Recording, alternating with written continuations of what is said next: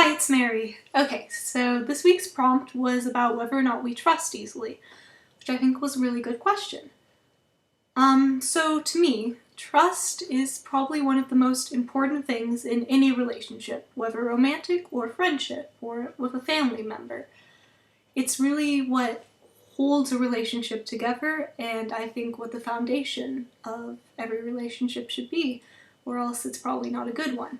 I think that in the past I have kind of trusted too easily in people that I thought were worth my trust and then ended up to be very much not worth my trust, but also being a bit more easily trusting, I guess, has led me into some great friendships that are still going strong, a lot of them. Right now, I have a lot of awesome, trustworthy friends who would never do anything to hurt me, unless it was just a joke or something, but they're awesome. And I'm really happy and really lucky to have that. And I have great trust in my family and lots of my friends from back home, which is super lucky. But since I have had some experiences where my trust was not so well placed, I thought I would share a story about that. Okay, here we go. Mary's adventures in high school. So this story is not a super pleasant one, but I think I learned a lot from it. And we all have these kinds of experiences in high school, right, that help us grow and learn, mistakes. Okay, so here goes. Back in about, I think, sophomore year it was, of my high school experience, I started dating this guy who I'd been friends with for roughly a year. I knew him from just some activities and stuff, and we were good friends, but I didn't know him as well as I thought I did, I guess. So we started dating, and it was all good, right? I really liked him. It was fun. I had a really good time for the first couple weeks or so. And then he texts me, "We need to talk about something." Which, of course, is always not a great text to receive, right? And so I'm like, okay, well, let's talk about it. And with my trust I had so blindly placed in him, I did not even really realize that it was something that he did, that he needed to tell me. And then we met up, and he told me that he had hooked up with one of my very close friends the last night at a party that I had been unable to go to, both because I'm not a big partier and I had had plans with another friend previously made.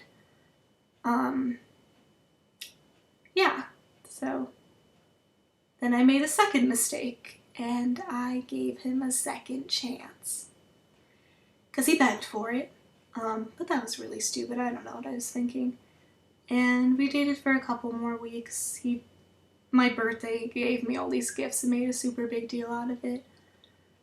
And then he ended up going with the same friend of mine that he hooked up with to prom. Plans that they had made previously. Oh gosh, this story's really boring, isn't it?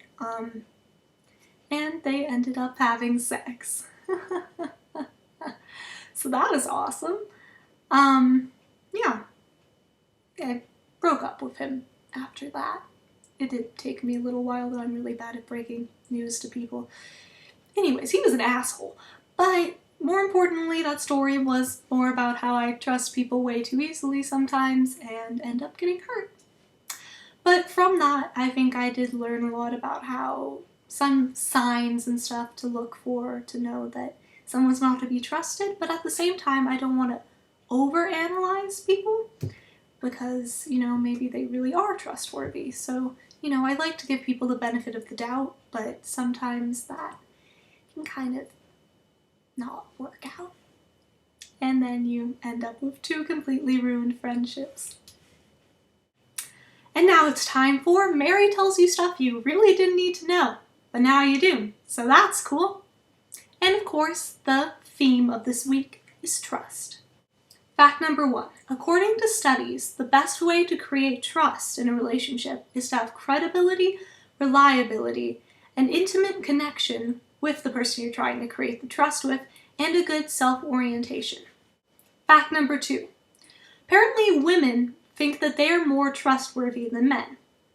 Although this is not a proven fact, I mean, in some situations it might be a little true. Fact number 3. People tend to trust older people more than younger people. So if you really have a dream of being a serial killer, might want to wait until you're 75. That was weird.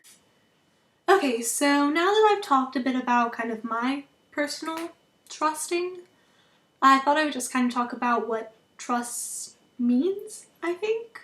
I don't know. So like I said before, I think trust is really the foundation of every relationship and really, really important.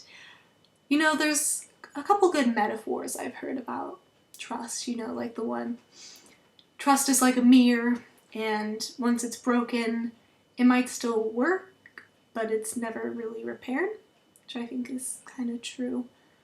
And also the one with the stickers, you know, like once you peel off the sticker or trust, even if you try to re-stick it, it won't stay as well. I probably explained those really badly, but I think they're pretty true. Once you betray somebody's trust once, it's really hard to get it back, especially if you do something really bad. Yeah.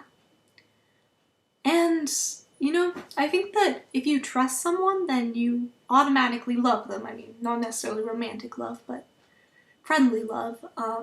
But you can love someone and not really trust them, which I think is interesting, which is pretty awful, but so yeah, trust is important, and I'm kind of bad at it, but I think I'm getting better, hopefully, and that's all I can really hope for. So, see you next week.